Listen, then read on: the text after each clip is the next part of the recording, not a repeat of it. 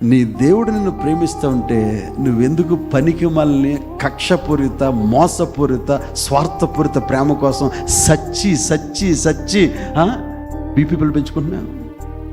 అవసరమా నీకు? నా ప్రభు అంటున్నాడు ఈ ఉదయకాల సమయంలో, నేను నిన్ను ప్రేమిస్తున్నాను. ఇదిగో, నీ మొగుడు ప్రేమించినట్టుగా కాదు, నీ భార్య ప్రేమించినట్టుగా కాదు, నీ బిడ్డలు ఇవన్నీ కూడా ఏమవుతాయంటే కాలక్రమంలో తరుగుతూ పెరుగుతుంటాయి. అవసరతను బట్టి పెరుగుతుంటాయి, అవసరతను బట్టి తగ్గుతుంటాయి.